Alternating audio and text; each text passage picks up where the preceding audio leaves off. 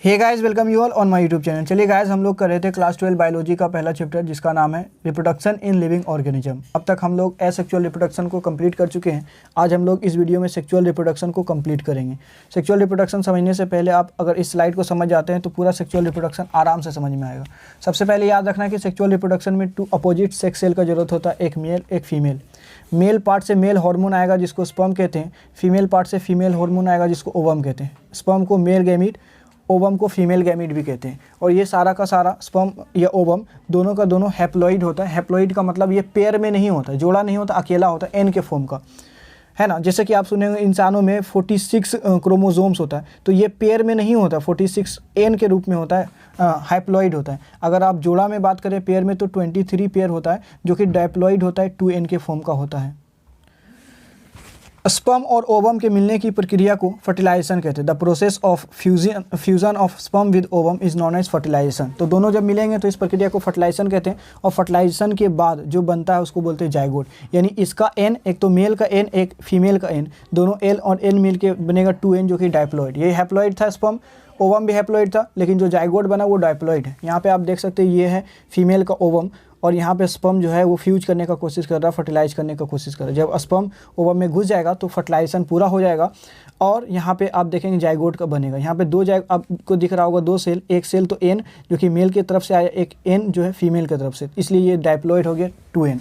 ये जो जाइगोट है आगे डेवलप हो जाता है, एम्ब्रॉयो फॉर्म करता है और फिर एम्ब्रॉयो डेवलप होकर के पूरा बेबी फॉर्म कर देता है। फिर से समझ लीजिए, ये स्पर्म है, ये ओवम है, दोनों का फर्टिलाइजेशन होगा तो जाइगोट बनेगा। जाइगोट आगे डेवलप होगा और एम्ब्रायो बनाएगा, एम्ब्रायो आगे डेवलप होकर पूरा शिशु को फॉर्म कर देगा। इस प्रोसेस को ही पूरे चैप्टर में समझना है, पूरे वीडियो में इसी का बात करेंगे। एक बात और समझा देते हैं कि यहाँ पे जो स्पर्म है इसके पीछे आप टेल देख सकते हैं। ये टेल जो होता है ये इसको मूव करने में मदद करता है, इसलिए स्पर्म को कहते हैं मोटाइल है। मोटाइल यानी चलने योग्य है, मूवेबल है। और ये ओवम, इसके पास टेल नहीं होता तो ये नहीं चल सकता, ये नॉन मोटाइल है, यानी ये चल नहीं सकता। यानी स्पर्म जाएगा ओवम के पास तो फर्टिलाइजेशन होगा, ओवम चल के स्पर्म तक नहीं आ सकता। अब हम लोग डेफिनेशन देख लेते हैं सेक्सुअल रिप्रोडक्शन का। It involves the formation of male and female gamete by 2 individual of opposite sex. बोले इसमें 2 अपोजिट सेक्स का जरूरत है, जिसमें मेल और फीमेल गैमीट चाहिए, तब जाके ये नया इंडिविजुअल बनाएगा। Offspring produced by fusion of male and female gamete not and identical to each other और द पेरेंट। यहाँ पे ये भी इंपॉर्टेंट है कि एसेक्सुअल रिप्रोडक्शन में जैसे आप देखते थे जो ऑफस्प्रिंग यानी संतान बना वो हुबहू अपने माँ बाप के समान रहता था, उसको क्लोन बोलते थे। इंपॉर्टेंट वर्ड है क्लोन बोलते थे उसको। लेकिन सेक्सुअल रिप्रोडक्शन में क्योंकि एक एन तो पेरेंट से आ रहा, मेल से आ रहा, एक एन फीमेल से आ रहा, तो दोनों अलग अलग एन मिल के 2n जाइगोट बनाएगा। तो यहाँ पे जो संतान होगा वो अपने माँ बाप के जैसा नहीं दिखेगा, उसमें वेरिएशन आएगा। ऐसे भी देखते हैं कोई संतान, आज इंसान का ही कोई बच्चा देखेंगे तो अपने माँ बाप से पूरा नहीं मिलता है ना, तो उसमें कुछ ना कुछ डिफरेंसेस आ जाते हैं, उसी को हम लोग वेरिएशन बोलते हैं।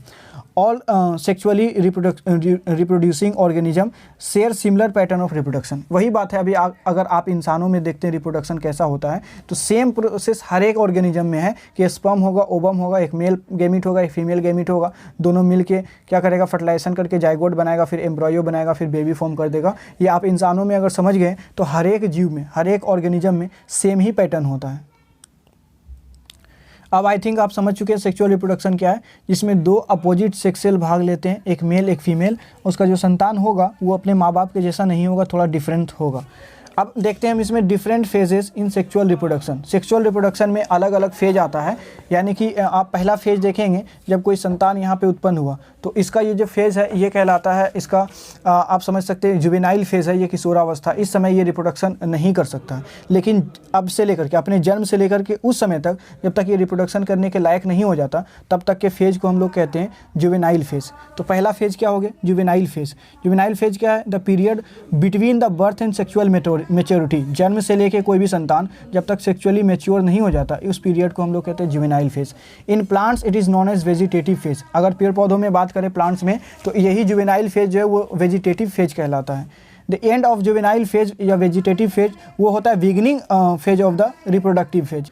तो जुवेनाइल फेज़ जो है उसका अंत रिप्रोडक्टिव फेज़ का शुरुआत कहलाता है। यानी जब कोई बच्चा है अभी वो जुवेनाइल फेज़ में होता है, अब जब जुवेनाइल फेज़ इसका अंत होगा तो ये चला जाएगा किस फेज में, ये चला जाएगा रिप्रोडक्टिव फेज में।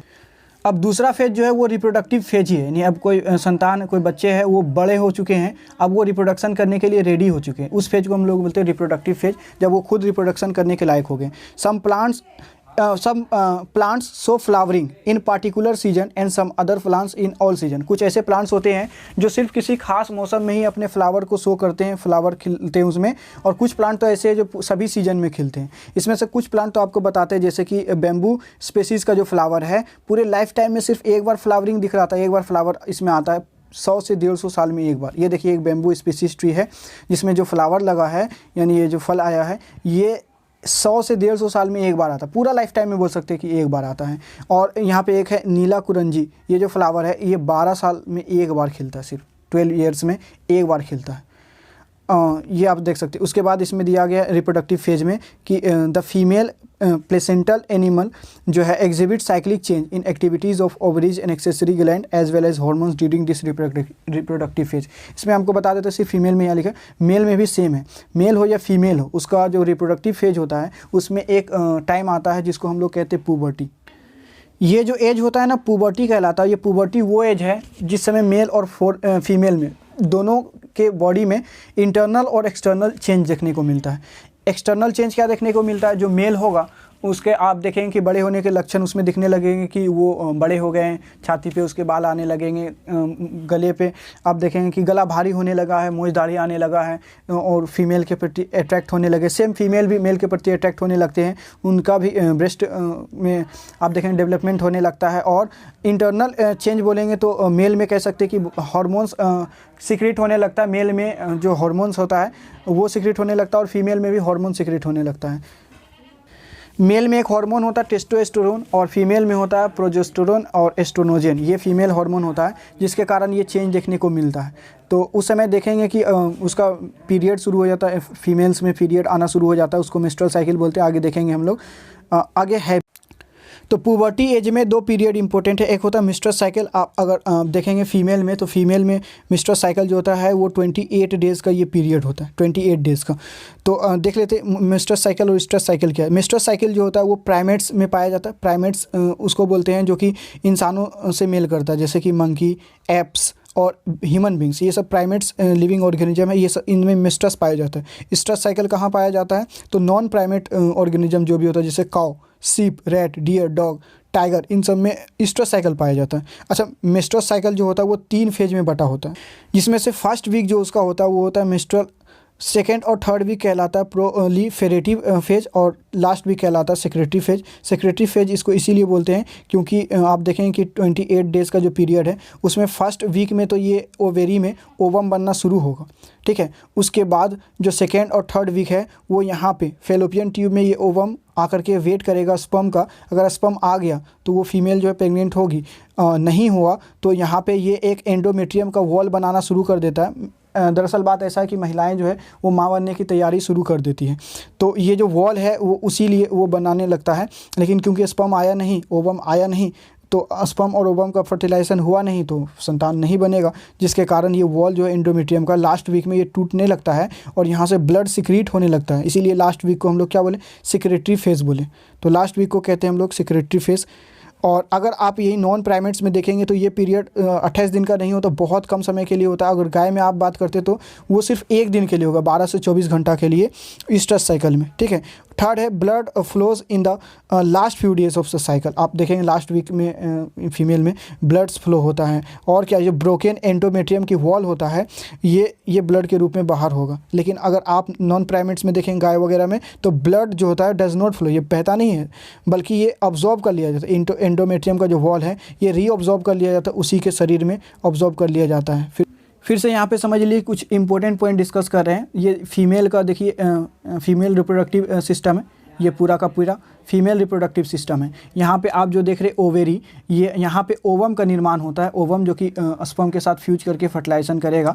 यहाँ पे ओवेरी में फर्स्ट वीक में ओवम बनना शुरू होता है। सेकेंड और थर्ड वीक में ओवेरी से ओवम निकल के ये चला जाता है कहाँ, फेलोपियन ट्यूब में। फेलोपियन ट्यूब में ये स्पर्म का वेट कर रहा होता है कि क्योंकि ये जो कि ओवम यहाँ नहीं आ सकता, जो फर्टिलाइजेशन होता है वो क्वेश्चन पूछता कहाँ होता है, तो वो फेलोपियन ट्यूब में होता है। तो स्पर्म जो है वेजिना के रास्ते से होते हुए फेलोपियन ट्यूब तक पहुँचेगा, तब फर्टिलाइजेशन होगा। 2 हफ्ता तक ये जो है ओवम जो है ये वेट करते रहता है स्पर्म का कि स्पर्म आएगा तो फर्टिलाइजेशन होगा, नहीं होता है तो ये अपना एक वॉल बनाना शुरू करता है, एक थिक वॉल, एक मोटा सा दीवार बनाता है। और ऐसा इसलिए करता है क्योंकि ये माँ बनने का तैयारी करता, बता चुके हैं। अगर ये स्पर्म नहीं आया तो वो क्या होगा, ये वॉल टूटेगा और लास्ट वीक जो होता है उसमें ब्लड सिक्रीट होगा। ऐसा होता है किसमें, ऐसा होता है नॉन प्राइमेट्स में। लेकिन अगर नॉन प्राइमेट्स का बात करें, काऊ वगैरह का बात करें, तो उसमें ब्लड नहीं बहता है बल्कि शरीर में वापस से रीअब्जॉर्ब कर लिया जाता है। और देखिए पहला जो साइकिल था वो था जुवेनाइल फेज़, पहला पीरियड जुवेनाइल फेज़, दूसरा रिप्रोडक्टिव फेज़, तीसरा आता है एक सीनेसेंट फेज। सीनेसेंट में क्या होता है, इसमें आपका उम्र काफ़ी बढ़ चुका होता है, रिप्रोडक्टिव एज को आप पार कर रहे होते और आखिरकार आप स्टॉप आ जाता है, डेथ स्टॉप, यानी कि आदमी मृत्यु को प्राप्त कर लेता है। तो 3 फेज हो गया। एक हो गया जुवेनाइल फेज, ये वो फेज है जब ये कोई भी संतान मेच्योर नहीं रहता सेक्सुअल एक्टिविटी के लिए। दूसरा आता है रिप्रोडक्टिव फेज, जब वो रिप्रोडक्शन करने के लिए तैयार। और तीसरा फेज होता है सीनेसेंट, यानी आप समझ सकते हैं बुढ़ापा आ गया, उसके बाद फिर डेथ हो जाता है इंसान का। अब आते हैं चैप्टर के सबसे मेन टॉपिक पे, जो कि है सेक्सुअल रिप्रोडक्शन। सेक्सुअल रिप्रोडक्शन को डिटेल में करने के लिए इसको for the sake of ease, इसको आराम से समझने के लिए हम लोग क्या कर सकते हैं, इसको 3 भागों में बांट सकते हैं ताकि बेहतर समझ पाएँ। तो events of sexual reproduction, sexual reproduction को 3 इवेंट में बांट दिए। एक है प्री फर्टिलाइजेशन इवेंट, एक फर्टिलाइजेशन, एक पोस्ट फर्टिलाइजेशन इवेंट। यानी एक होगा फर्टिलाइजेशन, एक फर्टिलाइजेशन करने से पहले क्या होगा और फर्टिलाइजेशन के बाद क्या होगा। तो बता दें, सबसे पहले हम लोग पढ़ेंगे प्री फर्टिलाइजेशन इवेंट। और प्री फर्टिलाइजेशन इवेंट में 2 इंपॉर्टेंट काम होता है। एक होता है गैमीटोजेनेसिस, यानी गैमीट का निर्माण होगा, और एक होगा गैमीट ट्रांसफ़र, यानी आप चाहते हैं कि फर्टिलाइजेशन हो तो उसके लिए गैमीट बनना चाहिए।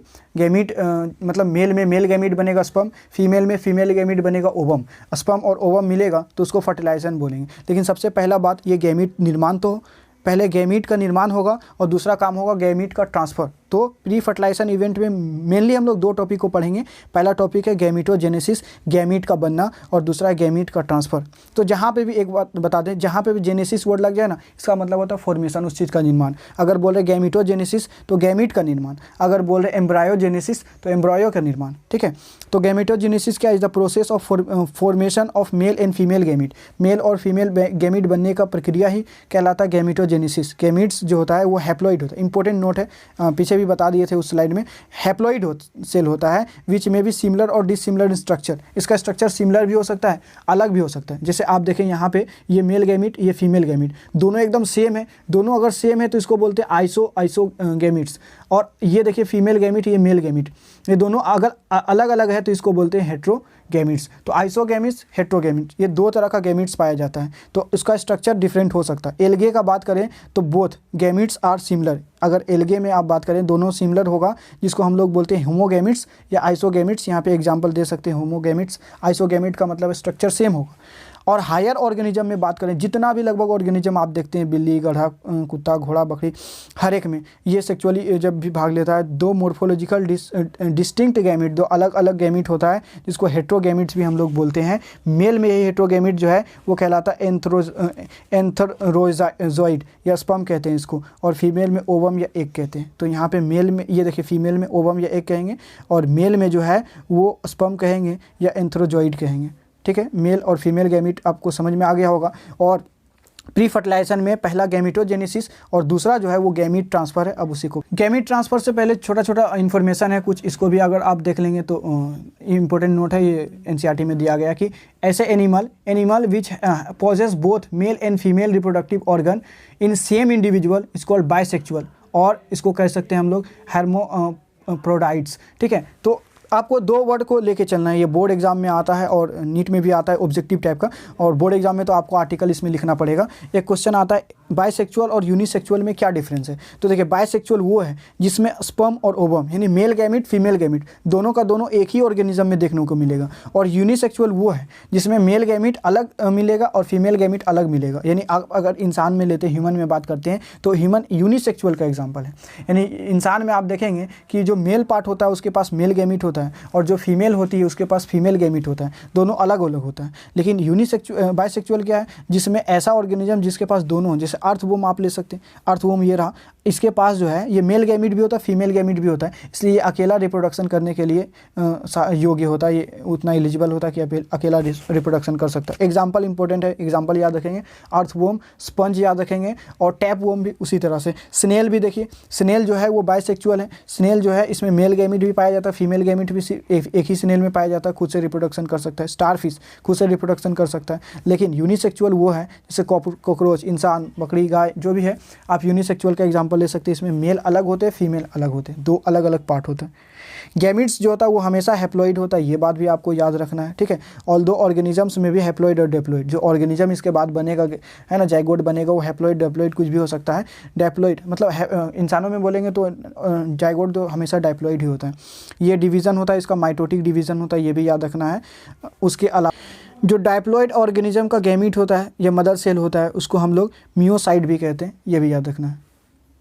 तो प्री फर्टिलाइजेशन इवेंट में दो इंपॉर्टेंट इवेंट है, एक है गैमीटोजेनेसिस यानी गैमीट का निर्माण, यानी मेल पार्ट में मेल गैमीट का निर्माण, फीमेल पार्ट में फीमेल गैमीट का निर्माण, और दूसरा है ये गैमीट अगर बन गया तो गैमीट का ट्रांसफ़र कैसे होगा। इन मेजॉरिटी ऑफ द ऑर्गेनिज्म, अधिकांश ऑर्गेनिज्म में मेल गैमीट जो होता है वो मोटाइल होता है। अब पहले ही बता दिए थे आपको उस स्लाइड में, चलिए उस स्लाइड में लेके चलते। देखिए यहाँ पे सभी ऑर्गेनिज्म में लगभग मेल गैमीट जो होता है वो मोटाइल होता है, यानी आप देख सकते हैं कि मेल गैमीट के पास क्या है, इसके पास एक टेल है जिसके कारण ये मूव कर सकता है, ये मोटाइल है। जबकि फीमेल गैमीट नॉन मोटाइल होता है, इसके पास चलने के लिए, मूव करने के लिए कोई भी टेल वगैरह नहीं, इसलिए मेल गैमीट ही चल के कहाँ जाएगा, फीमेल गैमीट तक, इसलिए इसको बोले मोटाइल। तो आप समझ गए इन मेजॉरिटी ऑर्गेनिज्म मेल गैमिट्स जो होता है वो मोटाइल होता है और फीमेल गैमिट नॉन मोटाइल होता है। एक्सेप्ट फंगी को अगर आप एल्गे को छोड़ दें तो इन सब में फॉलो होता है कि मेल मोटाइल होगा, यानी चलने वाला होगा स्पर्म, और फीमेल जो होगा नॉन मोटाइल होगा।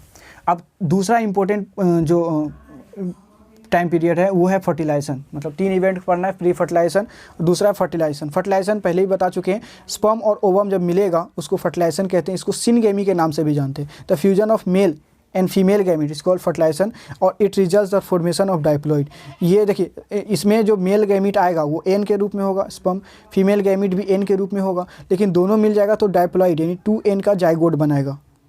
एक बहुत ही इंपॉर्टेंट नोट याद रखना आपको बोर्ड के लिए भी और ऐसे भी कॉम्पिटिटिव एग्जाम के लिए, the process of development of new organism without fertilisation, बिना फर्टिलाइजेशन के नए ऑर्गेनिज्म को उत्पन्न करना फीमेल में, वो कहलाता है पार्थेनोजेनेसिस। बहुत इंपॉर्टेंट एग्जाम्पल है, आप पार्थेनोजेनेसिस में आप देखेंगे कुछ रोटीफर्स है और यहाँ पे कुछ लिजर्ड भी है जो कि पार्थेनोजेनेसिस दिखलाता है। पार्थेनोजेनेसिस का मतलब सिंपली है इसमें 2 अलग अलग मेल और फीमेल का जरूरत नहीं है, सिर्फ फीमेल पार्ट अकेला काफ़ी है पूरा ऑर्गेनिज्म को प्रोड्यूस करने के लिए, यानी कि इसमें हमको फीमेल पार्ट से ही पूरा काम हो जाता है, मेल पार्ट का जरूरत नहीं होता। The process of development of new organism, नए ऑर्गेनिज्म बनाने की प्रक्रिया विदाउट फर्टिलाइजेशन, फर्टिलाइजेशन होता ही नहीं, स्पर्म ओवम मिलता ही नहीं, मेल गैमीट फीमेल गैमीट का जरूरत नहीं है, ठीक है, डायरेक्ट बन जाएगा। और इसका एग्जांपल याद रखेंगे, हनी भी बेस्ट एग्जांपल है इसका, जो रानी मधुमक्खी जिसको बोलते हैं क्वीन हनी, वो जनरली इसको दिखलाता है। रोटीफर्स में पाया जाता है, कुछ लिजर्ड्स में भी ये पाया जाता है।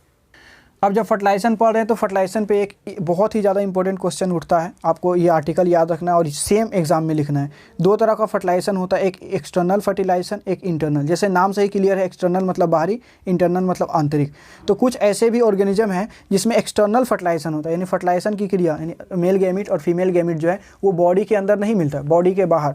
आप देखे होंगे कि कुछ मेंढक, मछली वगैरह, मछली होता है या मेंढक होता है, ये लगातार पानी में अपने एग्स को, ओवम को, अंडे को छोड़ता है। तो मेल जो है वो मेल पार्ट को, मेल गैमीट को, अंडे को छोड़ेगा, फीमेल जो है फीमेल गैमीट को छोड़ेगा, और पानी के अंदर फर्टिलाइजेशन होता है। मछली या मेंढक के शरीर के अंदर नहीं, पानी में होता है, और पानी में ही इसका संतान मतलब जन्म लेता है। जाइगोट भी पानी में ही बनता है शरीर के बाहर, और जो बेबी बनेगा वो भी पानी के बाहर। आप बचपन में इसको देखे होंगे, बल्कि कोई ना कोई ज़रूर देखे होंगे कि कुछ जब वर्षा होता है तो उसमें बहुत सारा छोटा छोटा ऐसा मछली जैसा आकार का आपको कुछ लगेगा। हम लोग समझते थे पहले कि वो मछली है, लेकिन एक्चुअल में वो बड़ा होकर मेंढक बन जाता था।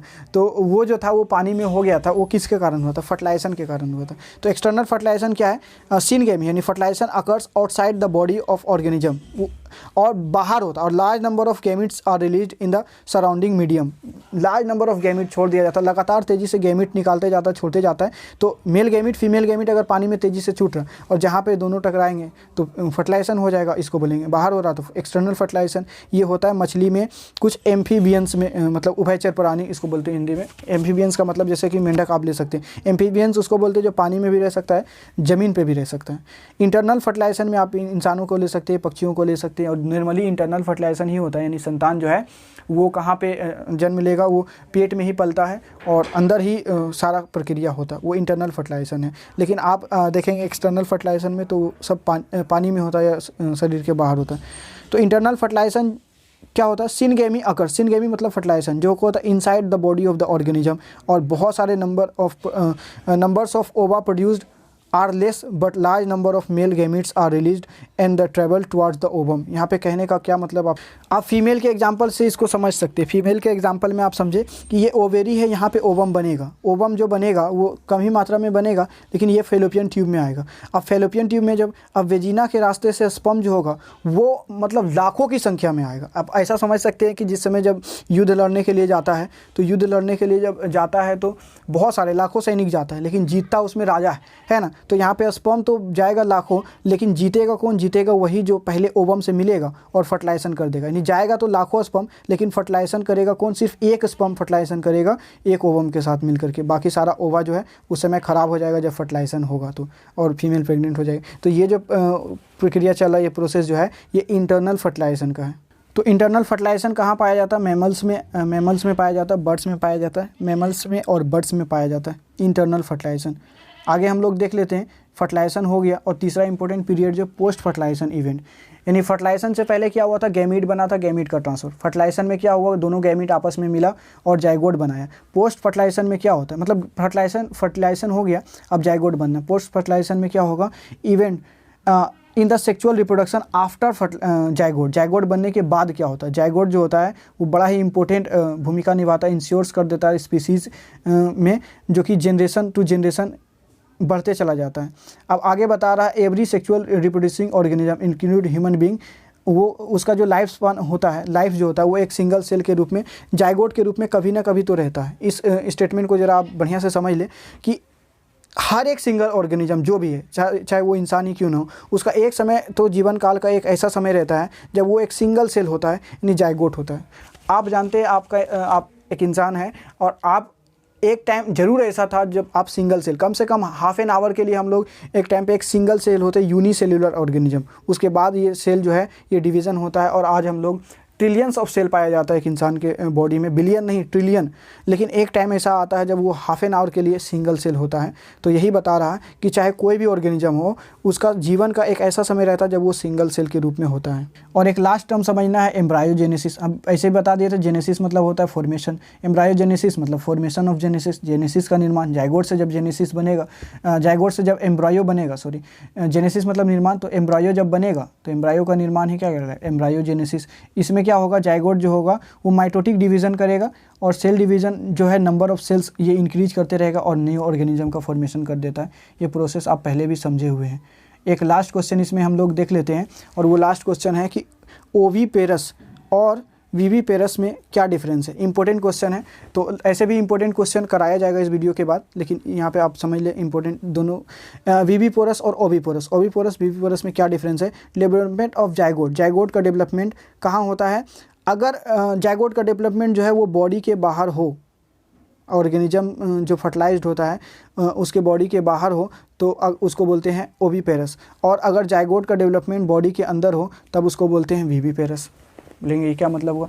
आप देखिए जितने भी रेप्टाइल्स होते हैं, रेप्टाइल्स मतलब जो रेंग कर चलने वाले होते हैं, जैसे सांप ले सकते हैं आप, छिपकली ले सकते हैं, ठीक है, बर्ड्स ले सकते हैं, ये सब क्या होता है, अपने फर्टिलाइज्ड एग को, यानी जो फर्टिलाइजेशन हो गया, यानी 2n जाइगोट जो बन गया, ये आप इसमें बोल सकते हैं कि एग होता है, अंडा जो होता है ना वो एक फर्टिलाइज्ड एग होता है, और वो क्या होता है कि ये शरीर के बाहर बढ़ता है। अगर शरीर के बाहर जाइगोट का डेवलपमेंट हो रहा है, एम्ब्रायो का डेवलपमेंट हो रहा है, तो उस जीव को हम लोग बोलते हैं ओवीपेरस। तो बहुत सारे ऐसे ऑर्गेनिज्म होता है जिसमें ओवीपेरस पाया जाता है, यानी वो अंडे देते हैं, और वीवीपेरस क्या, ये अंडे नहीं देते हैं। इसमें शरीर के अंदर जो है, शरीर के अंदर ही जाइगोट का डेवलपमेंट होता है, जैसे ह्यूमन ले सकते हैं, डॉग ले सकते हैं, हॉर्स ले सकते हैं। तो यहाँ तक ये चैप्टर समाप्त होता है। अब अगले आने वाले वीडियो में हम लोग करेंगे इसका इम्पोर्टेंट क्वेश्चन, जो भी बोर्ड के लिए इंपॉर्टेंट क्वेश्चन है कि सेक्सुअल रिप्रोडक्शन, एसेक्सुअल रिप्रोडक्शन में क्या डिफरेंस है, ओवीपोरस वीवीपोरस में क्या डिफरेंस है, वो आने वाले वीडियोस में हम लोग करेंगे। और ये तब तक के लिए आप मिलते हैं अगले वीडियो में। अगर आपको ये अच्छा लगा हो तो लाइक शेयर और इसको सब्सक्राइब करें।